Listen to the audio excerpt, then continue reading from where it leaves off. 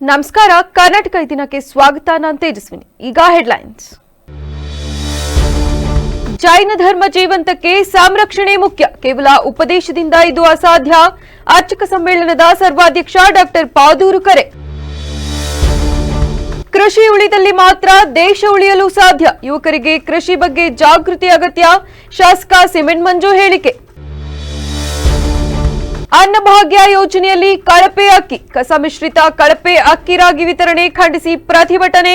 ಇಲಾಖೆ ಸಿಬ್ಬಂದಿಗೆ ದಿಗ್ಬಂಧನ ಹಾಕಿ ಕಿಡಿಕಾರಿದ ರೈತರು.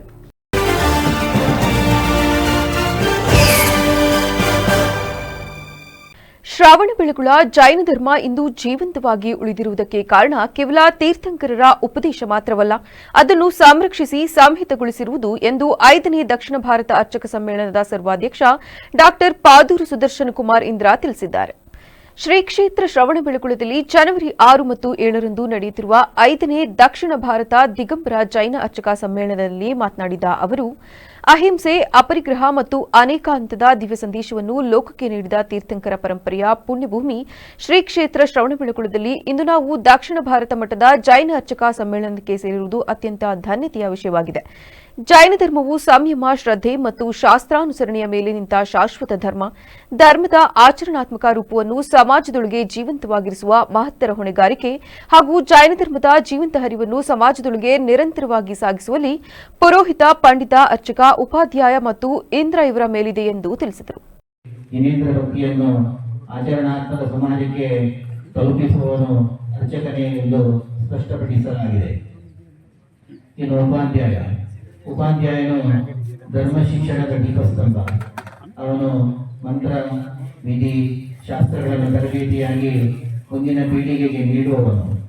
ಅರ್ಚಕರನ್ನು ರೂಪಿಸುವ ಗುರು.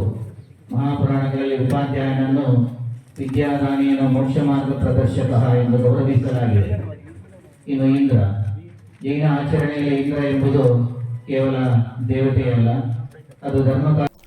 ಶಾಸಕ ಸಿಎನ್ ಬಾಲಕೃಷ್ಣ ಮಾತನಾಡಿ, ಜೈನ ಮಂದಿರಗಳಲ್ಲಿ ದಿನನಿತ್ಯ ಪೂಜೆ ಮಾಡುವ ಜೊತೆಗೆ ಸಮಾಜದಲ್ಲಿ ಜನರಿಗೆ ಉತ್ತಮ ಸಂಸ್ಕಾರ, ಸನ್ಮಾರ್ಗದತ್ತ ತೆಗೆದುಕೊಂಡು ಹೋಗುವ ಕಾರ್ಯ ಮಾಡುತ್ತಿರುವ ಅರ್ಚಕರ ಕೊಡುಗೆ ಅಪಾರವಿದೆ. ಮಳೆ ಬೆಳೆ ಕಡಿಮೆ ಆದಾಗಲೂ ನಾವೆಲ್ಲ ಅರ್ಚಕರಿಂದ ಪೂಜೆ ಮಾಡಿಸುತ್ತೇವೆ. ಲೋಕ ಕಲ್ಯಾಣಕ್ಕಾಗಿ ನಿತ್ಯ ಪೂಜೆ, ಸಮಾಜ ತಿದ್ದುವುದರಲ್ಲಿಯೂ ಅರ್ಚಕರ ಕಾರ್ಯ ಅನನ್ಯವಾಗಿದೆ. ಪುರಾತನ ಕಾಲದಿಂದಲೂ ಜೈನ ಧರ್ಮಕ್ಕೆ ತನ್ನದೇ ಆದ ಧಾರ್ಮಿಕ ಶಕ್ತಿ, ತತ್ವ, ಆದರ್ಶಗಳು ಇವೆ. ಸರ್ವರನ್ನು ಗೌರವಿಸುವ, ಸರ್ವರಿಗೂ ಶಕ್ತಿ ತುಂಬುವ ಧರ್ಮ ಎಂದರೆ ಅದು ಜೈನ ಧರ್ಮ ಎಂದು ತಿಳಿಸಿದರು. ಜೈನ ದೇವಾಲಯಗಳಾಗಿರ್ಬೋದು, ಜೈನ ಮಂದಿರಗಳ ಜಿನಾಲಯಗಳಲ್ಲಿ ಪೂಜ್ಯ ಅರ್ಚಕರ ಮೂಲಕ ನಾವು ಪೂಜಾ ವಿಧಾನಗಳನ್ನು ನೆರವೇರಿಸಿ ಇವತ್ತು ಅವರಿಂದ ಒಂದು ಫಲವನ್ನು ಪಡೆಯುವಂತಹ ಒಂದು ವಿಶೇಷತೆಯನ್ನು ನಾವು ಮೊದಲಿಂದಲೂ ಕೂಡ ಪಡ್ಕೊಂಡು ಬಂದಿದ್ದೇವೆ. ಇವತ್ತು ಜನರಿಗೆ ಸಂಸ್ಕಾರ ಮತ್ತು ಸನ್ಮಾರ್ಗದಲ್ಲಿ ಹೋಗ್ತಕ್ಕಂಥದ್ದಕ್ಕೆ ಪೂಜ್ಯ ಅರ್ಚಕರ ಕೊಡುಗೆ ಅಪಾರವಾಗಿದೆ ಅಂತಕ್ಕಂಥ ಮಾತನ್ನು ಕೂಡ ನಾನು ಇಲ್ಲಿ ಸಂತೋಷಕ್ಕೆ ವಿಶೇಷವಾಗಿ ಬಯಸ್ತಾ ಇದ್ದೇನೆ. ಇವತ್ತು ಬಹುಶಃ ಸಮ್ಮೇಳನಾಧ್ಯಕ್ಷರು ಅವರ ಸಂದೇಶದಲ್ಲಿ ಹೇಳುವಂಥ ಸಂದರ್ಭದಲ್ಲಿ ಈ ಒಂದು ಮೂಲಕ ಈಗ ಒಂದು ಸಮ್ಮೇಳನ ಹಲವಾರು ವಿಷಯಗಳಿಗೆ ಸಂಬಂಧಿಸಿದಂತೆ ಶ್ರವಣಬೆಳಗುಳ ದಿಗಂಬರ ಜೈನ ಮಹಾಸಂಸ್ಥಾನ ಮಠದ ಪೀಠಾಧ್ಯಕ್ಷ ಚಾರುಕೀರ್ತಿ ಭಟ್ಟಾರಕ ಪಟ್ಟಾಚಾರ್ಯವರ್ಯ ಮಹಾಸ್ವಾಮೀಜಿ, ಶಿವಮೊಗ್ಗ ಜಿಲ್ಲೆಯ ಹೊಂಬುಜ ಜೈನ ಮಠದ ಡಾ ದೇವೇಂದ್ರ ಕೀರ್ತಿ ಭಟ್ಟಾರಕ ಪಟ್ಟಾಚಾರ್ಯವರ್ಯ ಮಹಾಸ್ವಾಮೀಜಿಯವರು ಸಾನ್ನಿಧ್ಯ ವಹಿಸಿದ್ದರು. ದಕ್ಷಿಣ ಭಾರತ ಜೈನ ಅರ್ಚಕರ ಸಂಘದ ಅಧ್ಯಕ್ಷ ಎಸ್ಎಂ ಸನ್ಮತಿ ಕುಮಾರ್, ಪ್ರಧಾನ ಕಾರ್ಯದರ್ಶಿ ಡಾ ಎಚ್ಪಿ ಮೋಹನ್ ಕುಮಾರ್ ಶಾಸ್ತ್ರಿ, ಕಾರ್ಯಾಧ್ಯಕ್ಷ ತವನಪ್ಪ ಪಂಡಿತ ಮುಂತಾದವರು ಹಾಜರಿದ್ದರು. ಕೃಷಿ ಇಲಾಖೆ ವತಿಯಿಂದ 2025-26ನೇ ಸಾಲಿನ ರಾಷ್ಟ್ರೀಯ ಸುಸ್ಥಿರ ಕೃಷಿ ಮಿಷನ್ ಅಡಿಯಲ್ಲಿ ಮಳೆಯಾಶ್ರಿತ ಪ್ರದೇಶಾಭಿವೃದ್ಧಿ ಯೋಜನಾ ವ್ಯಾಪ್ತಿಯಲ್ಲಿ ಕರಬತ್ತೂರು ಗ್ರಾಮ ಪಂಚಾಯಿತಿ ವ್ಯಾಪ್ತಿಯ ನಿಡುಗೆರೆ ಗ್ರಾಮದಲ್ಲಿ ಅರಿವು ಮೂಡಿಸುವ ಸಭೆ ಹಾಗೂ ಸಮೂಹ ಆರೈಕೆ ಕಾರ್ಯಕ್ರಮವನ್ನು ಆಯೋಜಿಸಲಾಗಿತ್ತು. ಕಾರ್ಯಕ್ರಮವನ್ನು ಉದ್ಘಾಟಿಸಿ ಮಾತನಾಡಿದ ಶಾಸಕ ಸಿಮೆಂಟ್ ಮಂಜು ಅವರು, ದೇಶದಲ್ಲಿ ರೈತರು ಹಾಗೂ ಕೃಷಿ ಉಳಿದಲ್ಲಿ ಮಾತ್ರ ದೇಶ ಉಳಿಯಲು ಸಾಧ್ಯ. ಭಾರತವು ಕೃಷಿ ಪ್ರಧಾನ ರಾಷ್ಟ್ರವಾಗಿದ್ದು ಇತ್ತೀಚಿನ ದಿನಗಳಲ್ಲಿ ರೈತರ ಸಂಖ್ಯೆ ಕ್ರಮೇಣ ಕಡಿಮೆಯಾಗುತ್ತಿರುವುದು ಆತಂಕಕಾರಿ ಬೆಳವಣಿಗೆ. ಗ್ರಾಮೀಣ ಬದುಕಿನಲ್ಲಿ ಕೃಷಿಯ ಜೊತೆಗೆ ಹೈನುಗಾರಿಕೆಯ ಮಹತ್ವವನ್ನು ವಿವರಿಸಿದ ಅವರು, ಇತ್ತೀಚೆಗೆ ಗೋವುಗಳ ಸಂಖ್ಯೆಯೂ ಕಡಿಮೆಯಾಗುತ್ತಿದೆ. ಆಧುನಿಕ ಜೀವನ ಶೈಲಿಯಲ್ಲಿ ಎಲ್ಲರಿಗೂ ಗೋವುಗಳನ್ನು ಸಾಕಲು ಸಾಧ್ಯವಾಗುತ್ತಿಲ್ಲ. ಗ್ರಾಮಾಂತರ ಪ್ರದೇಶಗಳಲ್ಲಿ ಮಾತ್ರ ಕೆಲವು ರೈತರು ಹಸುಗಳನ್ನು ಸಾಕುತ್ತಿದ್ದಾರೆ. ರೈತರು ಆರ್ಥಿಕವಾಗಿ ಸಬಲರಾಗಬೇಕಾದರೆ ಕೃಷಿ ಜೊತೆಗೆ ಹೈನುಗಾರಿಕೆಯನ್ನು ಸಹ ಕೈಗೊಳ್ಳಬೇಕೆಂದು ತಿಳಿಸಿದರು. ಆರ್ಥಿಕವಾಗಿ ಚೆನ್ನಾಗಿದ್ದಾನೋ ಈ ದೇಶ ಕೂಡ ಅಷ್ಟೇ ಬಲಿಷ್ಠ ಆಗ್ತಾ ಹೋಗುತ್ತೆ. ಈ ದೇಶದಲ್ಲಿ ರೈತರು ಇಲ್ದಿರ್ತಕ್ಕಂಥ ಕ್ಷಣನ ಊಹೆ ಮಾಡ್ಲಿಕ್ಕೂ ನಾವು ಸಾಧ್ಯ ಇಲ್ಲ. ಭಾರತ ದೇಶ ಒಂದು ಕೃಷಿ ಆಧಾರಿತ ದೇಶ. ನಮ್ಮ ಎಲ್ಲ ರೈತರು ಕೂಡ ದಿನ ಬೆಳಗ್ಗೆ ಕೃಷಿ ಮಾಡಲೇಬೇಕು, ಹೈನುಗಾರಿಕೆ ಮಾಡಲೇಬೇಕು. ತಾವು ಬೆಳೆದಂತ ಅನ್ನವನ್ನ ನಾವೆಲ್ಲರೂ ಕೂಡ ತಿನ್ನಲೇಬೇಕಾದ್ರಲ್ಲಿ ಏನು ವಿಚಾರ ಇಲ್ಲ. ಹಿಂದೆ ಒಂದು ಸಮಯ ಇತ್ತು, ಮಗಳನ್ನ ಮದುವೆ ಮಾಡಬೇಕು ಅಂದ್ರೆ ಸರ್ಕಾರಿ ಕೆಲಸದಲ್ಲಿದ್ದೀರಾ ಏನಿದೆ ಅಂತ ಕೇಳ್ತಕ್ಕಂಥದ್ದು. ಈಗ ಕಾಲ ಬದಲಾಗ್ತಾ ಇದೆ. ಕೆಲವೊಂದು ಸಂದರ್ಭದಲ್ಲಿ ನಂಗೆ ಹೇಳ್ತಾರೆ, ನಾವು ರೈತರು ನಮ್ಗೆ ಎಣ್ಣೆ ಕೊಡ್ತಾ ಇಲ್ಲ ಅಂತ ಹೇಳಿ. ಈಗ ಕಾಲ ಬದಲಾವಣೆ ಆಗ್ತಾ ಇದೆ. ಯಾರ ಹತ್ರ ಜಮೀನಿದೆ ಅವನೇ ನಿಜವಾಗ್ಲೂ ಕೂಡ ಅತ್ಯಂತ ಹೆಚ್ಚು ಶ್ರೀಮಂತ. ಅದು 1 ಎಕರೆ ಇರಲಿ 10 ಎಕರೆ ಇರಲಿ. ಯಾಕೆಂದ್ರೆ ಕೃಷಿ ಅಧಿಕಾರಿ ಪ್ರಕಾಶ್ ಮಾತನಾಡಿ, ಕುರುಬತ್ತೂರು ಹಾಗೂ ಬ್ಯಾಕರಹಳ್ಳಿ ಗ್ರಾಮ ಪಂಚಾಯಿತಿಗಳನ್ನು ಮಳೆಯಾಶ್ರಿತ ಪ್ರದೇಶಾಭಿವೃದ್ಧಿ ಯೋಜನೆಯಡಿಯಲ್ಲಿ ಸೇರ್ಪಡೆ ಮಾಡಲಾಗಿದೆ. ಇದು ಕೇಂದ್ರ ಸರ್ಕಾರದ ಮಹತ್ವದ ಯೋಜನೆ. ಈ ಯೋಜನೆಯಡಿ ಹಸು ಮತ್ತು ಮೇಕೆ ಖರೀದಿಗೆ ಆಯ್ಕೆಯಾದ ಫಲಾನುಭವಿಗಳಿಗೆ ತಲಾ 30,000 ರು ಸಹಾಯಧನವನ್ನು ಚೆಕ್ ರೂಪದಲ್ಲಿ ನೇರವಾಗಿ ಅವರ ಬ್ಯಾಂಕ್ ಖಾತೆಗೆ ಜಮೆ ಮಾಡಲಾಗುತ್ತದೆ. ಈ ಯೋಜನೆಯಿಂದ ಮಲೆನಾಡಿನ ಸಣ್ಣ ಹಾಗೂ ಅತಿಸಣ್ಣ ರೈತರಿಗೆ ಕೃಷಿಯ ಜೊತೆಗೆ ಪಶುಸಂಗೋಪನೆ ಚಟುವಟಿಕೆಗಳನ್ನು ವಿಸ್ತರಿಸಲು ನೆರವಾಗಲಿದ್ದು, ಅವರ ಆದಾಯ ಹೆಚ್ಚಿಸುವಲ್ಲಿ ಮಹತ್ವದ ಪಾತ್ರ ವಹಿಸಲಿದೆ ಎಂಬ ವಿಶ್ವಾಸವನ್ನು ಅವರು ವ್ಯಕ್ತಪಡಿಸಿದರು. ನಮ್ಮ ತಾಲೂಕಿಗೆ ಮತ್ತೆ ನಮ್ಮ ಕುರುಬತ್ತೂರು ಗ್ರಾಮ ಪಂಚಾಯಿತಿ ಮತ್ತು ಬ್ಯಾಕರಹಳ್ಳಿ ಗ್ರಾಮ ಪಂಚಾಯಿತಿಗೆ ಈ ಒಂದು ಮಳೆಯಾಶ್ರಿತ ಪ್ರದೇಶಾಭಿವೃದ್ಧಿ ಯೋಜನೆ ಬಂದಿದೆ. ಇದು ಕೇಂದ್ರ ಸರ್ಕಾರದ ಯೋಜನೆಯಾಗಿದ್ದು, ಇದನ್ನ ಇಂಗ್ಲಿಷ್ನಲ್ಲಿ RKVY RAD ರಫ್ತಾರ್ ಅಂತ ಕರೀತೇವೆ. RKVY ಅಂದ್ರೆ ರಾಷ್ಟ್ರೀಯ ಕೃಷಿ ವಿಕಾಸ ಯೋಜನೆ ಅಂತ, RAD ಅಂದ್ರೆ ರೈನ್ ಫೆಡ್ ಏರಿಯಾ ಡೆವಲಪ್ಮೆಂಟ್ ಅಂತ, ಮಳೆಯಾಶ್ರಿತ ಪ್ರದೇಶ ಅಭಿವೃದ್ಧಿ. ಸಭೆಯಲ್ಲಿ ಸ್ಥಳೀಯ ಗ್ರಾಮ ಪಂಚಾಯಿತಿ ಸದಸ್ಯರು, ಪ್ರಗತಿಪರ ರೈತರು, ಮಹಿಳಾ ಸ್ವಸಹಾಯ ಸಂಘಗಳ ಪ್ರತಿನಿಧಿಗಳು ಹಾಗೂ ಯೋಜನೆಯ ಫಲಾನುಭವಿಗಳು ಭಾಗವಹಿಸಿದರು. ರೈತರು ಪ್ರತಿಭಟನೆ ನಡೆಸಿದರು. ಮಂಡ್ಯದ ಕೆಆರ್ಪೇಟೆ ತಾಲೂಕಿನ ಆಹಾರ ಇಲಾಖೆ ಮುಂದೆ ರೈತರು ಪ್ರತಿಭಟನೆ ನಡೆಸಿದ್ದು, ಆಹಾರ ಇಲಾಖೆಯ ಮುಂದೆ ಕಳಪೆ ಅಕ್ಕಿ ರಾಗಿ ಇಟ್ಟು ಇಲಾಖೆ ಸಿಬ್ಬಂದಿಗಳಿಗೆ ದಿಗ್ಬಂಧನ ಹಾಕಿ ರೈತರು ಕಿಡಿಕಾರಿದರು. ತಾಲೂಕಿನ 99 ನ್ಯಾಯಬೆಲೆ ಅಂಗಡಿಯಲ್ಲಿ ಜನರಿಗೆ ಕಳಪೆ ಅಕ್ಕಿ ರಾಗಿ ವಿತರಿಸಲಾಗಿದೆ ಎಂದು ಆರೋಪಿಸಲಾಗಿದೆ. ಸರ್ಕಾರ ಕೊಡುವ ಅಕ್ಕಿ ರಾಗಿ ತಿಂದರೆ ಆಸ್ಪತ್ರೆಯಂತೂ ಗ್ಯಾರಂಟಿ ಎಂದು ವ್ಯಂಗ್ಯವಾಡಲಾಯಿತು. ದನಗಳು ಕೂಡ ತಿನ್ನದಂತಹ ಕೆಟ್ಟ ಕಳಪೆಯನ್ನು ಬಡವರಿಗೆ ಸರ್ಕಾರ ನೀಡುತ್ತಾ ಬಂದಿದೆ. ಇದು ಬಡವರಿಗಾಗಿ ಕಾಂಗ್ರೆಸ್ ಸರ್ಕಾರ ನೀಡಿದ ಗ್ಯಾರಂಟಿ ಎಂದು ರೈತರು ಆಕ್ರೋಶ ವ್ಯಕ್ತಪಡಿಸಿದರು. ನಾವು ಕೇಳೋದಿಷ್ಟೇ ಅಧಿಕಾರಿಗಳಿಗೆ, ಸರ್ಕಾರ ಬಡವರಿಗೆ ಗುಣಮುಕ್ತ ಆಹಾರ ಕೊಡಿ ಅಂತ ಸರ್ಕಾರ ಆದೇಶ ಮಾಡಿದ್ರೆ ಕೊಡಿ. ಇಲ್ಲ ಸರ್ಕಾರ ಬಡವರಿಗೆ ಕಲ್ಲು ಮಣ್ಣು ಧೂಳು ತಿನ್ನಕ್ಕೆ ಸರ್ಕಾರ ಹೇಳೈತಿ ಅಂದರೆ ಅದನ್ನು ನೀವು ಬಂದು ಹೇಳಿ ಅಂತ ನಾವು ಪ್ರಶ್ನೆ ಮಾಡ್ತಾ ಇದ್ದೀವಿ. ಅಧಿಕಾರಿಗಳು ಯಾವುದೇ ಥರದ ಉತ್ತರ ಕೊಡೋದನ್ನೇ ಜಾಣತನದಿಂದ ಒಳಗಡೆ ಕೂತಿದ್ದಾರೆ. ಹಂಗಾಗಿ ಸಂಬಂಧಪಟ್ಟು, ಯಾಕೆಂದರೆ ಫುಡ್ ಸರಬರಾಜು ಮಾಡೋರೆ ಒಂದು ಇಲಾಖೆ, ಖರೀದಿ ಮಾಡೋರೆ ಒಂದು. ಇವರು ಅವ್ರ ಮೇಲೆ ಹೇಳ್ತಾರೆ, ಅವ್ರು ಇವ್ರ ಮೇಲೆ ಹೇಳ್ತಾರೆ. ನಮಗೇನಾಗ ಖರೀದಿ ಮಾಡೋರು ಬೇಕು, ಸರಬರಾಜು ಮಾಡೋರು ಬೇಕು. ಯಾಕೆಂದರೆ ಅವರಿಬ್ಬರನ್ನೂ ಕೇಳೋದು ಇಷ್ಟು, ಸರ್ಕಾರ ನಿಮಗೆ ಬಡವನಿಗೆ ರೈತರಿಗೆ ಒಳ್ಳೆ ಆಹಾರ ಕೊಡಬೇಕು ಅಂತಿದೆಯೋ ಕೆಟ್ಟ ಆಹಾರ ಕೊಡಬೇಕು ಅಂತಿದೆಯೋ ಅದನ್ನು ನೀವು ಮೀಡಿಯಾದಲ್ಲೋ ಅಥವಾ ನೀವು ಪತ್ರಿಕೆಲ್ಲೋ ಹೇಳಿ ಅಂತೇಳಿ. ಇವರು ಸರ್ಕಾರಕ್ಕೂ ಕೂಡ ಮೋಸ ಮಾಡ್ತಾ ಇದ್ದಾರೆ. ಯಾಕೆಂದರೆ ಯಾವುದೇ ರೈತರಿಗೂ ಕೂಡ ಒಳ್ಳೆ ಗುಣಮಟ್ಟದ ಆಹಾರ ಕೊಡ್ತೀನಿ ಅಂತ ರಿಪೋರ್ಟ್ ಸರ್ಕಾರಕ್ಕೆ ಹೋಗುತ್ತೆ. ತಿನ್ನುವಂಥ ರೈತರಿಗೆ, ಬಡವರಿಗೆ, ಸಾರ್ವಜನಿಕರಿಗೆ ಈ ಅಧಿಕಾರಿಗಳು ಮಣ್ಣು ಕಲ್ಲ ತಿನ್ನಿಸಿ ಸರ್ಕಾರಕ್ಕೆ ಸುಳ್ಳು ಮಾಹಿತಿ ಕೊಟ್ಟು ಅಮಾಯಕರನ್ನ ಬಲಿ ಕೊಡ್ತಾ ಇದ್ದಾರೆ. ಅದಕ್ಕೆ ಈ ಭಾಗ್ಯ ಸರ್ಕಾರಕ್ಕೆ. ಹಿಮ್ಸ್ ವತಿಯಿಂದ ನಡೆಯುತ್ತಿರುವ ರಾಷ್ಟ್ರೀಯ ಭಾವೈಕ್ಯತಾ ಶಿಬಿರದಲ್ಲಿ ವಿದ್ಯಾರ್ಥಿಗಳಿಂದ ಬೀದಿ ನಾಟಕದ ಮೂಲಕ ಜನಜಾಗೃತಿಯನ್ನು ಮೂಡಿಸಲಾಯಿತು. ಯುವಜನ ಸೇವಾ ಮತ್ತು ಕ್ರೀಡಾ ಇಲಾಖೆ, ಭಾರತ ಸರ್ಕಾರ ಹಾಗೂ ಬೆಂಗಳೂರು ಪ್ರಾಂತೀಯ ನಿರ್ದೇಶನಾಲಯ ಇವರ ಸಂಯುಕ್ತಾಶ್ರಯದಲ್ಲಿ ರಾಜೀವ್ ಗಾಂಧಿ ಆರೋಗ್ಯ ವಿಜ್ಞಾನಗಳ ವಿಶ್ವವಿದ್ಯಾಲಯದ ಸಹಯೋಗದೊಂದಿಗೆ ಆಯೋಜಿಸಿರುವ ರಾಷ್ಟ್ರೀಯ ಭಾವೈಕ್ಯತಾ ಶಿಬಿರ ಕಾರ್ಯಕ್ರಮದಲ್ಲಿ ಜಿಲ್ಲಾಧಿಕಾರಿ ಕಚೇರಿ ಆವರಣದಲ್ಲಿ ಬಾಲ್ಯ ವಿವಾಹ, ಹೆಣ್ಣು ಭ್ರೂಣ ಹತ್ಯೆ ಖಂಡಿಸಿ ವಿದ್ಯಾರ್ಥಿಗಳು ನಾಟಕ ಪ್ರದರ್ಶಿಸಿದರು. ಇದೇ ವೇಳೆ ಜಿಲ್ಲಾಧಿಕಾರಿ ಲತಾ ಕುಮಾರಿ ಮಾತನಾಡಿ, ಹಿಮ್ಸ್ನಲ್ಲಿ ನಡೆಯುತ್ತಿರುವ ಈ ಕಾರ್ಯಕ್ರಮವು ವಿದ್ಯಾರ್ಥಿಗಳಿಗೆ ಸಾಕಷ್ಟು ಪ್ರಯೋಜನಕಾರಿಯಾಗಿದೆ. ನಮ್ಮ ದೇಶದಲ್ಲಿ ವೈವಿಧ್ಯತೆಯಲ್ಲಿಯೂ ಒಂದೇ ಸಂದೇಶ ಸಾರುವ ದೇಶ. ಇಲ್ಲಿರುವ ಬಾಲ್ಯ ವಿವಾಹ, ಮದ್ಯಪಾನ ಸಮಸ್ಯೆಗಳು, ಈ ರೀತಿಯ ಜಾಗೃತಿ ನಾಟಕಗಳು ಜನಸಾಮಾನ್ಯರಿಗೂ ಅವಶ್ಯಕವಾಗಿದೆ. ಈ ರೀತಿಯ ಅರಿವು ಕಾರ್ಯಕ್ರಮಗಳು ತುಂಬಾ ಮುಖ್ಯ ಎಂದು ತಿಳಿಸಿದರು. Ministry of youth affairs and sports, government of India ಮತ್ತು ನಮ್ಮ ಕರ್ನಾಟಕ ರಾಜ್ಯ ಸರ್ಕಾರ ಜೊತೆಗೂಡಿ ಇವತ್ತು ನಮ್ಮ ಹಾಸನ ಹಿಮ್ಸ್ ಕಾಲೇಜಿನಲ್ಲಿ, Hassan institute of medical science ಕಾಲೇಜಿನಲ್ಲಿ ನ್ಯಾಷನಲ್ ಇಂಟಿಗ್ರೇಷನ್ ಕ್ಯಾಂಪ್ 2026 ಅನ್ನು ಆಯೋಜಿಸಲಾಗಿದೆ. ಈ ಕ್ಯಾಂಪಿನ ಮುಖ್ಯ ಉದ್ದೇಶ, ನಮ್ಮ ದೇಶ ಗೊತ್ತಿರೋ ಹಾಗೆ ತುಂಬ ವೈವಿಧ್ಯಮಯ ದೇಶ. ನಾವು we are seeing unity in diversity, ಅಂದರೆ ವೈವಿಧ್ಯತೆಯಲ್ಲೂ ಸಹ ಒಂದೇ ಥರನಾದ ಒಂದು ಭಾವನೆಯನ್ನು ಹೊಂದಿರತಕ್ಕಂತಹ ದೇಶ.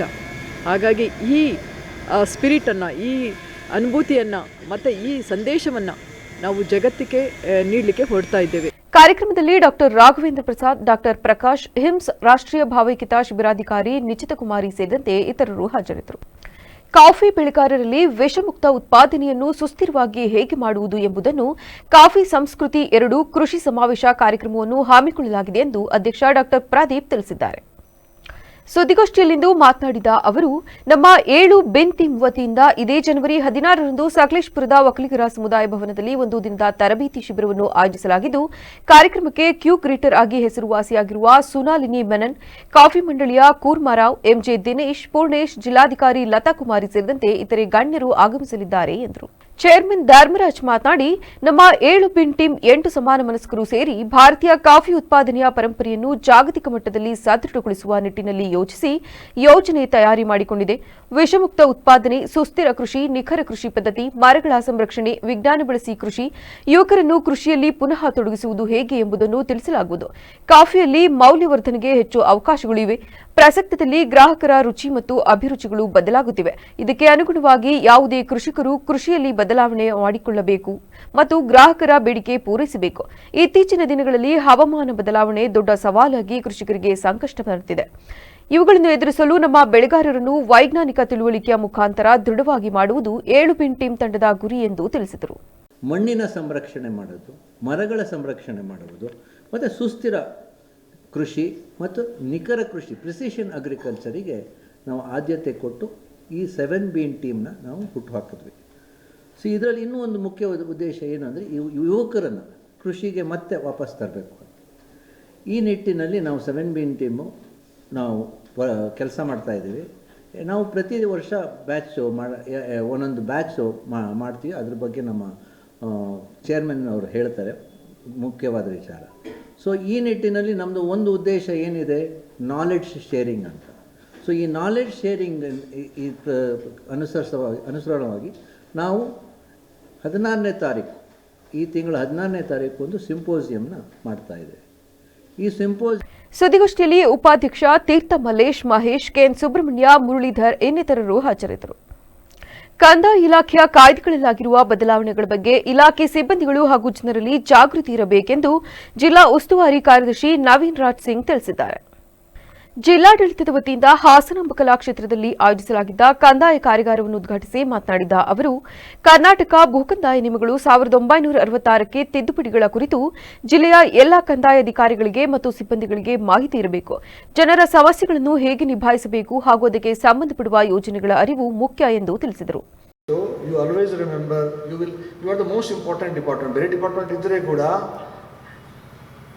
ನೀವು ಒಳ್ಳೆಯದು ಮಾಡಬಹುದು, ನೀವು ಕೆಟ್ಟದ್ದು ಮಾಡಬಹುದು. You can bring a good name to the department, you can bring a bad name to the department. ಪಬ್ಲಿಕ್ಕಿಗೆ ಸತಾಯಿಸಿದರೆ ಬೈತಾರೆ ಜನರು, ಒಳ್ಳೆ ಕೆಲಸ ಮಾಡ್ತಾರೆ ನಿಮಗೆ they will all praise you.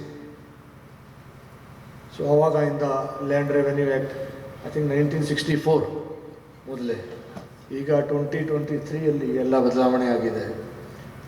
Most of the sections have changed. ಮೊದಲೇ ಯಾವ ಟೈಪ್ ಅಡ್ಮಿನಿಸ್ಟ್ರೇಷನ್ ಇತ್ತು ಹಳೆ ಕಾಲದಲ್ಲಿ, ಈಗ ಪ್ರತಿ ವರ್ಷ ಅಡ್ಮಿನಿಸ್ಟ್ರೇಷನ್ ಚೇಂಜ್ ಆಗ್ತಾ ಇದೆ. ಪ್ರತಿ ದಿವಸ we are more incline to digitisation ಇದ್ದರೆ ಅದೇ ಸೇಮ್ ರೆವೆನ್ಯೂ ಆ್ಯಕ್ಟ್ ಅನ್ನು ಯಾವುದು. ಕಾರ್ಯಕ್ರಮದಲ್ಲಿ ಜಿಲ್ಲಾಧಿಕಾರಿ ಲತಾ ಕುಮಾರಿ, ಜಿಲ್ಲಾ ಪಂಚಾಯತ್ ಮುಖ್ಯ ಕಾರ್ಯನಿರ್ವಹಣಾಧಿಕಾರಿ ಪೂರ್ಣಿಮಾ, ಭೂ ಸ್ವಾಧೀನಾಧಿಕಾರಿ ಮಂಜುನಾಥ್ ಸೇರಿದಂತೆ ಇನ್ನಿತರರು ಹಾಜರಿದ್ದರು. ಮೀಸಲಾತಿಯಲ್ಲಿ ಕೆನೆಪತ್ರ ಅಳವಡಿಕೆ ವಿರೋಧ ಹಾಗೂ ಖಾಸಗಿ ಕ್ಷೇತ್ರದಲ್ಲಿ ಮೀಸಲಾತಿ ಜಾರಿ ಕುರಿತಂತೆ ರಾಜ್ಯಮಟ್ಟದ ವಿಚಾರಣಾ ಸಂಕಿರಣವನ್ನು ಜನವರಿ 9ರಂದು ಆಯೋಜಿಸಲಾಗಿದೆ ಎಂದು ಸೋಮಶೇಖರ್ ಅವರು ತಿಳಿಸಿದ್ದಾರೆ. ಸುದ್ದಿಗೋಷ್ಠಿಯಲ್ಲಿ ಮಾತನಾಡಿದ ಅವರು, ಕರ್ನಾಟಕ ದಲಿತ ಸಂಘರ್ಷ ಸಮಿತಿ ಸ್ವಾಭಿಮಾನಿ ಪ್ರೊಫೆಸರ್ ಬಿ ಕೃಷ್ಣಪ್ಪ ಬಣ ರಾಜ್ಯ ಸಮಿತಿ ಬೆಂಗಳೂರು ವತಿಯಿಂದ ಜನವರಿ 9ರಂದು ಬೆಳಗ್ಗೆ 11:30ಕ್ಕೆ ಹಾಸನ ನಗರದ ಡಾ ಬಿಆರ್ ಅಂಬೇಡ್ಕರ್ ಭವನದಲ್ಲಿ ಕಾರ್ಯಕ್ರಮವನ್ನು ಆಯೋಜಿಸಲಾಗಿದೆ. ಈ ವಿಚಾರ ಸಂಕಿರಣವು ಡಾ ಬಿಆರ್ ಅಂಬೇಡ್ಕರ್ ಅವರ 69ನೇ ಪರಿನಿಬ್ಬಾಣ ದಿನಾಚರಣೆ, ಭೀಮಾ ಕೋರಿಂಗ ವಿಜಯೋತ್ಸವ, ಅಸ್ಪೃಶ್ಯರ ವಿಜಯ ದಿನದ ಅಂಗವಾಗಿ ನಡೆಯಲಿದೆ ಎಂದು ಮಾಹಿತಿ ನೀಡಿದರು. ಇನ್ನು ಕೇಂದ್ರ ಹಾಗೂ ರಾಜ್ಯ ಸರ್ಕಾರಗಳು ಸರ್ಕಾರಿ ಉದ್ಯೋಗಗಳಲ್ಲಿ ನಿಗದಿತ ಶೇಕಡಾವಾರು ಮೀಸಲಾತಿ ಹುದ್ದೆಗಳನ್ನು ಹುದ್ದೆಗಳನ್ನು ಭರ್ತಿ ಮಾಡದೆ ಲಕ್ಷಾಂತರ ಬ್ಯಾಕ್ಲಾಗ್ ಹುದ್ದೆಗಳನ್ನು ಖಾಲಿ ಉಳಿಸಿರುವುದರಿಂದ ಎಸ್ಸಿ ಒಬಿಸಿ ಯುವಕರು ಉದ್ಯೋಗ ವಂಚಿತರಾಗಿ ನಿರುದ್ಯೋಗಿಗಳಾಗಿದ್ದಾರೆ ಎಂದು ಆರೋಪಿಸಲಾಗಿದೆ. ಜೊತೆಗೆ ಖಾಸಗೀಕರಣದ ನೀತಿಯಿಂದ ಮೀಸಲಾತಿ ಅವಲಂಬಿತ ವಿದ್ಯಾವಂತ ಯುವಕರು ಸಂಕಷ್ಟಕ್ಕೆ ಸಿಲುಕಿದ್ದಾರೆ. ಈ ಹಿನ್ನೆಲೆಯಲ್ಲಿ ಖಾಲಿ ಸರ್ಕಾರಿ ಹುದ್ದೆಗಳ ತಕ್ಷಣದ ಭರ್ತಿ, ಸುಳ್ಳು ಜಾತಿ ಪ್ರಮಾಣ ಪತ್ರಗಳ ವಿರುದ್ಧ ಕ್ರಮ ಮತ್ತು ಖಾಸಗಿ ಕ್ಷೇತ್ರದಲ್ಲೂ ಮೀಸಲಾತಿ ಜಾರಿ ಮಾಡುವಂತೆ ಕೇಂದ್ರ ಹಾಗೂ ರಾಜ್ಯ ಸರ್ಕಾರಗಳ ಮೇಲೆ ಒತ್ತಾಯಿಸಲು ಈ ರಾಜ್ಯಮಟ್ಟದ ವಿಚಾರ ಸಂಕಿರಣವನ್ನು ಆಯೋಜಿಸಲಾಗಿದೆ ಎಂದರು. ಕೆನೆಪದರ ಇವತ್ತು ಕ್ರಿಮಿಲೇಯರ್ ಬಗ್ಗೆ ಇವತ್ತು ಪ್ರಸ್ತುತವಾಗಿ ಚರ್ಚೆ ಆಗಬೇಕಾದಂಥ ಅನಿವಾರ್ಯತೆ ಬಂದಿದೆ. ಯಾಕೆ ಅಂತಂದರೆ ಬಂಧುಗಳೇ, ಮೊನ್ನೆ ತಾನೇ ನಾವು ಸುಪ್ರೀಂ ಕೋರ್ಟಿನ ನ್ಯಾಯಾಧೀಶರು BR ಗವಾಯಿಯವರ ಮೇಲೆ ಶೂ ಎಸೆತ ಆಯಿತು. ಆ ಸಂದರ್ಭದಲ್ಲಿ ನಾವು ಗವಾಯಿ ಪರವಾಗಿ ಶೂ ಎಸೆತಂಥ ರಾಕೇಶ್ ಕಿಶೋರ್ ವಿರುದ್ಧ ಭಾಳ ಬೃಹತ್ ಪ್ರತಿಭಟನೆಯನ್ನು ಮಾಡೋದ್ರ ಮೂಲಕ ಇಡೀ ದೇಶಾದ್ಯಂತ ಒಂದು ದೊಡ್ಡ ಆಂದೋಲನ ಮತ್ತು ಪ್ರತಿಭಟನೆ ಆಯಿತು. ಅವರ ಪರವಾಗಿ ಹೋರಾಟ ಮಾಡ್ದ. ಆದರೆ ಮಾನ್ಯ ಗವಾಯಿಯವರು ಮೊನ್ನೆ ನಿವೃತ್ತಿ ಆಗೋ ಸಂದರ್ಭದಲ್ಲಿ ಅವರು ಒಂದು ಮಾತನ್ನ ಹೇಳಿ ನಿವೃತ್ತಿ ಆದರು. ಏನಂತಂದರೆ ಅವರು ಕ್ರಿಮಿಲೇಯರು SC STಗೆ ಅಪ್ಲೈ ಮಾಡಬೇಕು, ಅವಶ್ಯಕತೆ ಇದೆ ತರಬೇಕು ಅಂತೇಳಿ ಅವರು ಬರೆಯೋ ಜಡ್ಜ್ಮೆಂಟಲ್ಲಿ 5 ಜನ. ಸುದ್ದಿಗೋಷ್ಠಿಯಲ್ಲಿ ರಂಗಪ್ಪ, ಚಂದ್ರಣ್ಣ, ಶಂಕರ್, ಚಿನ್ನಸ್ವಾಮಿ, ವಿಜಯ್ ಕುಮಾರ್ ಹಾಗೂ ಇತರರು ಉಪಸ್ಥಿತರಿದ್ದರು. ಕಾನೂನಿನ ಇತಿಮಿತಿಯೊಳಗೆ ಬೇಕಾಗುವ ಎಲ್ಲ ಅನುಕೂಲವನ್ನು ಸಾರಿಗೆ ಇಲಾಖೆ ಲಾರಿ ಚಾಲಕರಿಗೆ ನೀಡಲಾಗುವುದು ಎಂದು ಪ್ರಾದೇಶಿಕ ಸಾರಿಗೆ ಅಧಿಕಾರಿ JP ಪ್ರಕಾಶ್ ತಿಳಿಸಿದ್ದಾರೆ. ಹಾಸನದ ಗೂಡ್ಸ್ ಶೆಡ್ ಲಾರಿ ಮಾಲೀಕರ ಸಂಘದ ವತಿಯಿಂದ ರಾಷ್ಟ್ರೀಯ ರಸ್ತೆ ಸುರಕ್ಷತಾ ಮಾಸಾಚರಣೆ, ರಸ್ತೆ ಸುರಕ್ಷೆ ಜೀವದ ರಕ್ಷೆ ಎಂಬ ಧ್ಯೇಯವಾಕ್ಯದ ಕಾರ್ಯಕ್ರಮವನ್ನು ಉದ್ಘಾಟಿಸಿ ಮಾತನಾಡಿದ ಅವರು, ರಸ್ತೆ ಸುರಕ್ಷತೆ ನಮ್ಮ ಜೀವದ ರಕ್ಷಣೆಗೆ ಅತ್ಯಂತ ಅಗತ್ಯ. ಪ್ರತಿದಿನ ಲಕ್ಷಾಂತರ ಜನರು ರಸ್ತೆಗಳಲ್ಲಿಯೇ ಓಡಾಡುತ್ತಾರೆ. ಒಂದು ಸಣ್ಣ ನಿರ್ಲಕ್ಷ್ಯವು ಅಪಘಾತಕ್ಕೆ ಕಾರಣವಾಗಬಹುದು. ಕೇವಲ ನಿಯಮ ಪಾಲನೆ ಮಾತ್ರವಲ್ಲ, ಅದು ಮಾನವ ಜೀವ ರಕ್ಷಣೆಯ ಮೂಲತತ್ವ. ನಮ್ಮ ದೇಶದಲ್ಲಿ ರಸ್ತೆ ಅಪಘಾತಗಳು ಹೆಚ್ಚುತ್ತಿರುವುದು ಗಂಭೀರ ಚಿಂತೆಯಾಗಿದೆ. ದಿನನಿತ್ಯ ಸಾವಿರಾರು ಜನರು ರಸ್ತೆ ಅಪಘಾತದಲ್ಲಿ ಪ್ರಾಣ ಕಳೆದುಕೊಳ್ಳುತ್ತಿದ್ದಾರೆ ಹಾಗೂ ಅಂಗವೈಫಲ್ಯಕ್ಕೆ ಒಳಗಾಗುತ್ತಿರುವುದು ವಿಪರ್ಯಾಸ ಎಂದರು. ಲಾರಿ FC ಮಾಡುವಂತ ಸಂದರ್ಭದಲ್ಲಿ ಫೀಸ್ ಕಟ್ಟುವಂತ ವಿಚಾರದ ಬಗ್ಗೆ ನಿಮ್ಮ ಲಾರಿ ಸಂಘದ ಪದಾಧಿಕಾರಿಗಳು ಅಧ್ಯಕ್ಷರು ಗಮನ ಸೆಳೆದ್ರು. ಇಲ್ಲಿ ಯಾವುದೇ ಒಂದು ಫೀಸ್ ಮತ್ತೆ ಟ್ಯಾಕ್ಸ್ ಅಂತ 2 ಟೈಪ್ ಬರುತ್ತೆ. ವಾಹನಕ್ಕೆ ಸಂಬಂಧಪಟ್ಟಂತ ಫೀಸ್ ಅನ್ನ ನಿಗದಿ ಮಾಡುವಂತ ಅಧಿಕಾರ ಇರೋದು ಕೇಂದ್ರ ಸರ್ಕಾರಕ್ಕೆ. ಕೇಂದ್ರ ಸರ್ಕಾರದ ವತಿಯಿಂದ ಏನು ಫೀಸ್ ಅನ್ನ ಫಿಕ್ಸ್ ಮಾಡಿ ಕಳಿಸ್ತಾರೋ ಅದನ್ನ ನಾವು ಪಾಲನೆ ಮಾಡೋದಷ್ಟೇ ನಮ್ಮ ಕೆಲಸ. ಆದರೆ ರಾಜ್ಯ ಸರ್ಕಾರ ಟ್ಯಾಕ್ಸ್ ಸಂಬಂಧಪಟ್ಟ ವಿಚಾರ ಆದರೆ ನಾವು ಅದ್ರ ಬಗ್ಗೆ ಏನಾದರೂ ಒಂದು ಮನವಿ ಕೊಟ್ಟು ಅಥವಾ ನಮ್ಮ ಈ ಮೇಲಾಧಿಕಾರಿಗಳಿಗೆ ಮನವರಿಕೆ ಮಾಡಿ ಅದನ್ನು ಮಾಡಲಿಕ್ಕೆ ಒಂದು ಅವಕಾಶ ಇದೆ. ಆದರೆ ಫೀಸ್ ವಿಚಾರ ಇಡೀ ದೇಶಕ್ಕೆ ಏಕರೂಪವಾದಂಥ ಒಂದು ಫೀಸಿನ ವ್ಯವಸ್ಥೆ ಇದೆ. ಅದನ್ನು ನಾನು ಈ ಟೈಮ್ನಲ್ಲಿ ನಿಮಗೆ ಭರವಸೆ ಕೊಡಲಿಕ್ಕೆ ಆಗೋದಿಲ್ಲ. ಆದರೆ ನಮ್ಮ ಕಡೆಯಿಂದ ಕಾರ್ಯಕ್ರಮದಲ್ಲಿ ಸಂಚಾರ ಠಾಣೆ ನಿರೀಕ್ಷಕ ದಯಾನಂದ್, ರಾಘವೇಂದ್ರ, ಪದ್ಮನಾಭ, ಸುರೇಶ್ ಸೇರಿದಂತೆ ಲಾರಿ ಮಾಲೀಕರು ಹಾಜರಿದ್ದರು. ನಗರದ ಬೂವನಹಳ್ಳಿಯಲ್ಲಿ ಓರ್ವ ವ್ಯಕ್ತಿಯೊಬ್ಬರು ಅನುಮಾನಾಸ್ಪದವಾಗಿ ಸಾವನ್ನಪ್ಪಿರುವ ಘಟನೆ ನಡೆದಿದೆ. ಮೃತ ವ್ಯಕ್ತಿಯನ್ನು 55 ವರ್ಷದ ಧರ್ಮಪ್ಪ ಎಂದು ಗುರುತಿಸಲಾಗಿದ್ದು, ಹಸು ಮೇಯಿಸಲು ಹೋಗುತ್ತೇನೆಂದು ಮನೆಗೆ ಹೇಳಿ ಹೋಗಿದ್ದಾರೆ. ಸಾವಿಗೆ ನಿಖರ ಕಾರಣ ಇನ್ನೂ ತಿಳಿದಿಲ್ಲ. ಸದ್ಯ ಸ್ಥಳಕ್ಕೆ ಪೊಲೀಸ್ ಭೇಟಿ ನೀಡಿ ಪ್ರಕರಣ ದಾಖಲಿಸಿಕೊಂಡಿದ್ದಾರೆ. ಇದೇ ವೇಳೆ ಧರ್ಮಪ್ಪ ಪತ್ನಿ ಗೀತಾ ಮಾತನಾಡಿ, ಸೋಮವಾರದಂದು ಹಸು ಮೇಯಿಸಲು ಹೋಗಿ ಕೆರೆಗೆ ಕಾಲು ಜಾರಿ ಬಿದ್ದು ಸಾವನ್ನಪ್ಪಿದ್ದಾರೆ. ಎಷ್ಟೇ ಹುಡುಕಿದರೂ ಪತ್ತೆಯಾಗಿರಲಿಲ್ಲ. ಬಂದು ನೋಡಿದಾಗ ಈ ಘಟನೆ ತಿಳಿದಿದೆ ಎಂದು ಮಾಹಿತಿ ನೀಡಿದ್ದಾರೆ. ಧರ್ಮಪ್ಪ ಅವರ ಹೆಂಡತಿ ಬೂನಹಳ್ಳಿ ಹಸು ಮೇಯ್ಸೋಕೆ ಅಂತ ಹೋಗಿದ್ರು. ಸೋಮವಾರ ಹೋದವ್ರು ಮನೆಗೆ ಬರಲಿಲ್ಲ. ಎಲ್ಲರೂ ಹೋಗಿರೋ ಬರ್ತಾರೆ ಅಂದ್ರೆ ಬರಲೇ ಇಲ್ಲ. ನೆನ್ನೆ ನೋಡಿದ್ವಿ. ಇಲ್ಲ, ಏನೂ ಇಲ್ಲ. ಕಾಲ್ಜಾರ್ ಬಿದ್ದಿರೋದು ಹಸು ಮೇಯ್ಸೋಕೆ ಬಂದು. ಇವ್ರು ಬರಲೇ ಇಲ್ಲ. ಎಲ್ಲರೂ ಹೋದ್ರು ಬರ್ತಿರಲ್ಲ, ಒಂದೊಂದು ದಿವಸ ಬರ್ತಾರೆ ಅಂತ ಕಾದ್ವಿ. ಬರಲಿಲ್ವಲ್ಲ. ನೆನ್ನೆ ಅವಾಗ ಫೋನ್ ಮಾಡಿ ಎಲ್ಲರಿಗೂ ಹೇಳಿದ್ವಿ. ಅವಾಗ ರಾತ್ರಿ ಮೊನ್ನೆ ಸೋಮವಾರ ಅವರು ದನಗಳ ಮೇಯಿಸೋದಕ್ಕೆ ಅಂತೇಳಿ ಜಮೀನು ಹತ್ರ ಬಂದಿದ್ದಾರೆ. ಆ ಸಮಯದಲ್ಲಿ ಇವರು ಹಸುನ ಮೈ ತೊಳೆಯೋದಕ್ಕೆ ಅಂತೇಳಿ ಕೆರೆಗಿಳಿದಿದ್ದಾರೆ. ಬಟ್ಟೆ ಮತ್ತು ಚಪ್ಪಲೆಲ್ಲ ಅಲ್ಲೇ ಇದ್ದಾವೆ. ಇವರು ಏನು ಮಾಡಿದ್ರು, ಒಂದೊಂದು ದಿವಸ ಬಂದರೆ ಬರ್ತಾಯಿಲ್ಲ ಮನೆಗೆ. ಇವರು ಬರ್ತಾರೆ ಅಂತೇಳಿ ಒಂದು ದಿವಸ ಕಾದಿದ್ದಾರೆ. ನೆನ್ನೆ ಹೋಗಿ ಸಂಜೆ ಮಿಸ್ಸಿಂಗ್ ಕಂಪ್ಲೇಂಟ್ ಕೊಟ್ಟು ಬಂದಿದ್ದಾರೆ. ಆಮೇಲೆ ನೋಡಿದರೆ ಎಲ್ಲ ಆದರೂ ಬಂದು ನೋಡಿದಾಗ ಬಟ್ಟೆ ಚಪ್ಪಲಿ ಎಲ್ಲ ಇದಾವಲ್ಲ ಯಾವುವು ಅಂತ ನೋಡಿದಾಗ ಬಾಡಿ. ಚಾಮರಾಜನಗರ ಜಿಲ್ಲೆಯ ಕೊಳ್ಳೇಗಾಲ ತಾಲೂಕಿನ ಚಿಕ್ಕಲ್ಲೂರು ಶ್ರೀ ಸಿದ್ದಪ್ಪಾಜಿ ಜಾತ್ರಾ ಮಹೋತ್ಸವದ ಗಜವಾಹನೋತ್ಸವ ಉತ್ಸವದಲ್ಲಿ ಹನೂರು ವಿಧಾನಸಭಾ ಕ್ಷೇತ್ರದ ಶಾಸಕ MR ಮಂಜುನಾಥ್ ಭಾಗವಹಿಸಿ ವಿಶೇಷ ಪೂಜೆ ಸಲ್ಲಿಸಿದರು. ಕೊಳ್ಳೇಗಾಲ ತಾಲೂಕಿನ ಪುರಾಣ ಪ್ರಸಿದ್ಧ ಚಿಕ್ಕಲ್ಲೂರು ಶ್ರೀ ಸಿದ್ದಪ್ಪಾಜಿ ಜಾತ್ರೆಯ 4ನೇ ದಿನದ ಕಾರ್ಯಕ್ರಮದ ಗಜವಾಹನೋತ್ಸವ ಹಾಗೂ ಪೂಜಾ ಭಕ್ತಿ ಸೇವೆಯಲ್ಲಿ ಬೊಪ್ಪೇಗೌಡನಪುರ ಮಠದ ಜ್ಞಾನಾನಂದರಾಜೆ ಅರಸ್ವಾಮೀಜಿಯವರ ಜೊತೆಯಲ್ಲಿ ಶಾಸಕ ಎಂಆರ್ ಮಂಜುನಾಥ್ ಅವರು ಪಾಲ್ಗೊಂಡು ಧಾರ್ಮಿಕ ವಿಧಿವಿಧಾನಗಳಿಂದ ಜರುಗಿದ ಗಜವಾಹನೋತ್ಸವ 3 ಸುತ್ತಿನ ಪಂಕ್ತಿ ಸೇವೆ ಕಾರ್ಯಕ್ರಮದಲ್ಲಿ ಭಾಗವಹಿಸಿದರು. ಸೇವೆಯಲ್ಲಿ ಅಲ್ಲಿ ನೆರೆದಿದ್ದು ಸಹಸ್ರಾರು ಮಂದಿ ಭಕ್ತಾದಿಗಳು ಕಣ್ತುಂಬಿಕೊಂಡರು. ಇದೇ ಸಮಯದಲ್ಲಿ ಕೃಷಿ ಪತ್ತಿನ ಸಹಕಾರ ಸಂಘದ ನಿರ್ದೇಶಕರಾದ ಮಂಜೇಶ್ ಕೂಡ, ಮುಖಂಡರಾದ ವಿಜಯ್ ಕುಮಾರ್ ಸೇರಿದಂತೆ ಭಕ್ತಾದಿಗಳು ಹಾಗೂ ಸಾರ್ವಜನಿಕರು ಉಪಸ್ಥಿತರಿದ್ದರು. ಪಡಿತರ ಅಕ್ಕಿಯನ್ನು ಅಕ್ರಮವಾಗಿ ಸಾಗಣೆ ಮಾಡುತ್ತಿದ್ದ ಕ್ಯಾಂಟರ್ ಅನ್ನು ವಶಕ್ಕೆ ಪಡೆದಿರುವ ಪೊಲೀಸರು ಲಾರಿ ಸಮೇತ ಚಾಲಕನನ್ನು ವಶಕ್ಕೆ ಪಡೆದು ಪ್ರಕರಣ ದಾಖಲಿಸಿದ್ದಾರೆ. ನಗರದ ಹಾಸನ ರಸ್ತೆ ಕಡೆಯಿಂದ ಮೈಸೂರು ಕಡೆಗೆ ತೆರಳುತ್ತಿದ್ದ ಕ್ಯಾಂಟರ್ನಲ್ಲಿ ಅಕ್ರಮವಾಗಿ ಪಡಿತರ ಅಕ್ಕಿ ಕಳ್ಳಸಾಗಣೆಯಾಗುತ್ತಿರುವ ಬಗ್ಗೆ ಬಂದ ಖಚಿತ ಮಾಹಿತಿಯನ್ನಾಧರಿಸಿ ಡಿವೈಎಸ್ಪಿ ಟಿ ರಾಜಣ್ಣ ನೇತೃತ್ವದಲ್ಲಿ ಪೊಲೀಸರು ಪಟ್ಟಣದ ವೆಂಕಟೇಶ್ವರ ಚಿತ್ರಮಂದಿರದ ಬಳಿ ದಾಳಿ ನಡೆಸಿದರು. ಈ ವೇಳೆ ಲಾರಿ ಸಮೇತ 98 ಮೂಟೆಯ 46 ಕ್ವಿಂಟಾಲ್ ಪಡಿತರ ಅಕ್ಕಿಯೊಂದಿಗೆ ಕ್ಯಾಂಟರ್ ಚಾಲಕ ಪಟ್ಟಣದ ಮುಸ್ಲಿಂ ಬ್ಲಾಕ್ ನಿವಾಸ ಮೊಹಮ್ಮದ್ ಸಜ್ಜದ್ನನ್ನು ವಶಕ್ಕೆ ಪಡೆದಿದ್ದಾರೆ.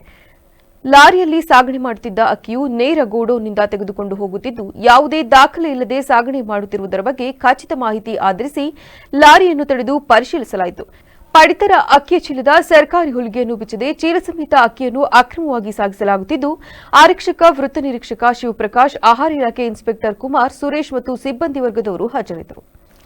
ಮುಖ್ಯಮಂತ್ರಿ ಸಿದ್ದರಾಮಯ್ಯನವರು ದಾಖಲೆಯ ಅವಧಿಗೆ ಮುಖ್ಯಮಂತ್ರಿಯಾದ ಹಿನ್ನೆಲೆಯಲ್ಲಿ ಮಳವಳ್ಳಿ ಕಾಂಗ್ರೆಸ್ ಕಾರ್ಯಕರ್ತರು ಹಾಗೂ ಸಿದ್ದರಾಮಯ್ಯ ಅವರ ಅಭಿಮಾನಿಗಳು ಮಳವಳ್ಳಿ ಹೊರವಲಯದ ಪ್ರಸಿದ್ಧ ಪುರಾತನ ದೇವಾಲಯ ಶ್ರೀ ಲಕ್ಷ್ಮೀ ನರಸಿಂಹ ದೇವಾಲಯದಲ್ಲಿ ವಿಶೇಷ ಪೂಜೆ ಸಲ್ಲಿಸಿ ಸಿಹಿ ಹಂಚುವ ಮೂಲಕ ಸಂಭ್ರಮಿಸಿದರು. ದೇವಸ್ಥಾನದ ಆವರಣದಲ್ಲಿ ಸಿದ್ದರಾಮಯ್ಯನವರ ಭಾವಚಿತ್ರ ಹಿಡಿದು ಜೈಕಾರ ಕೂಗಿದರು.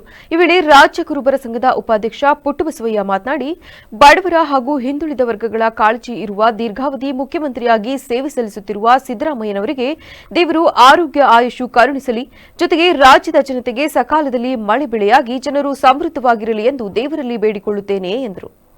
ವರ್ಷ 292 ದಿನ 192 ಮಾಡಿದರೆ ಸಿದ್ದರಾಮಯ್ಯನವರು ಮಾತ್ರ ಒಂದು ವಿಶಿಷ್ಟವಾದ ದಾಖಲೆ 40 ವರ್ಷ ನಂತರ ಮಾಡಿರುವಂಥ ಈ ದಾಖಲೆಯನ್ನು ಇವತ್ತು ಕರ್ನಾಟಕದಲ್ಲಿ ಇದನ್ನು ಮುಗಿಯೋದಕ್ಕೆ ನಿರ್ಮಾಣಿಸಬೇಕಾಗುತ್ತೋ ಅಂಥ ಒಂದು ಅಪೂರ್ವವಾದ ಸಾಧನೆಯನ್ನು ನಮ್ಮ ಜನಪರ ಕೆಲಸಗಳ ಮುಖಾಂತರ, ಸಮಾಜ ಸೇವೆ ಮುಖಾಂತರ ಸಮಾಜಮುಖಿಯಾಗಿ ಕೆಲಸ ಮಾಡಿ ಅವರು ಈ ಸಾಧನೆಯನ್ನು ಮಾಡಿದ್ದಾರೆ.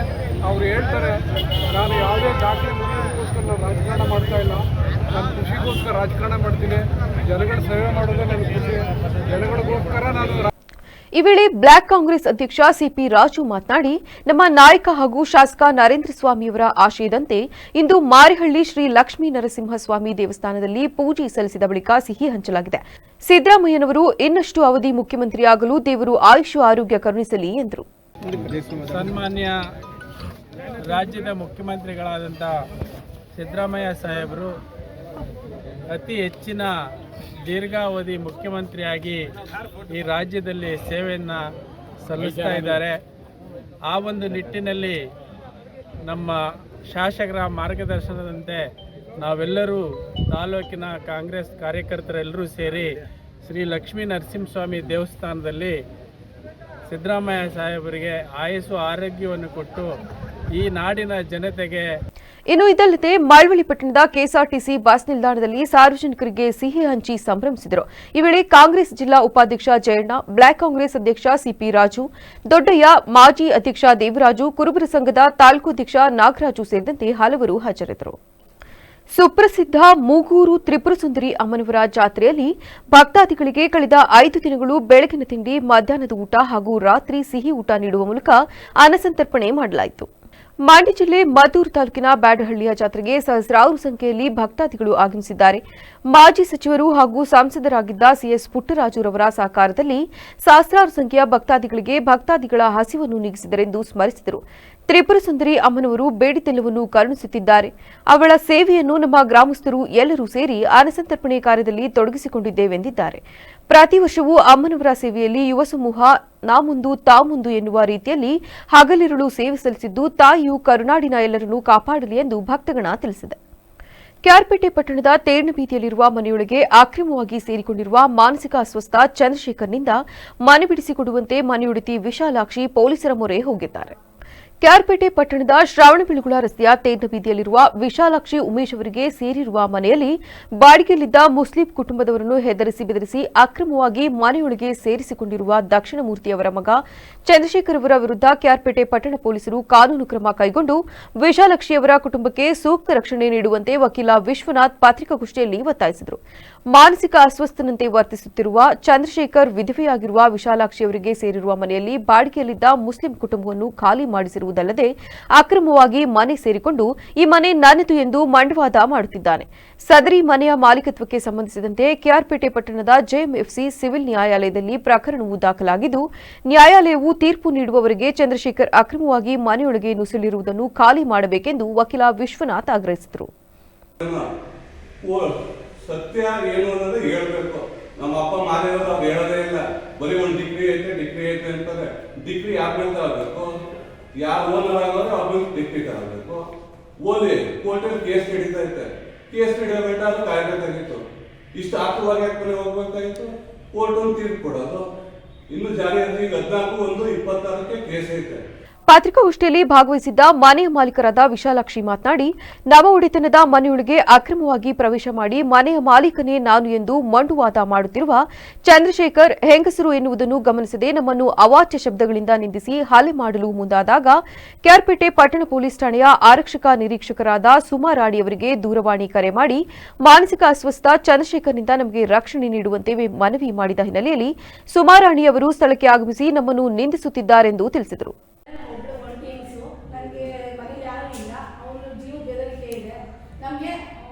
ಚಂದ್ರಶೇಖರ್ ನಮಗೆ ಜೀವ ಬೆದರಿಕೆ ಅವರು ಒಂಥರ ಹುಚ್ಚ ಆಡ್ತಾನೆ. ಮನೆ ಹತ್ರ ಹೋದ್ರೆ ಕೆಟ್ಟಾಗೆ ಬೈತಾನೆ.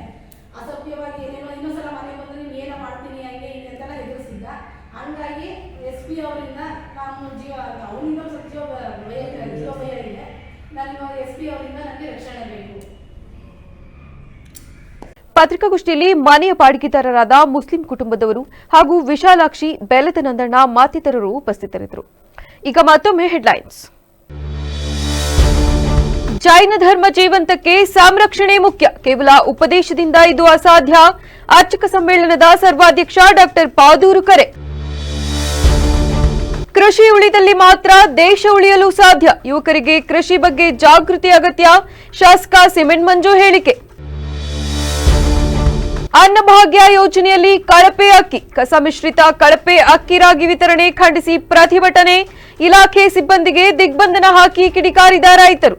ಕ್ಷಣ ಕ್ಷಣದ ಸುದ್ದಿಗಾಗಿ ನೋಡ್ತಾ ಇರಿ ವಿವಿಸಿ ಟಿವಿ, ಸತ್ಯದ ಕಡೆ ನಮ್ಮ ನಡೆ.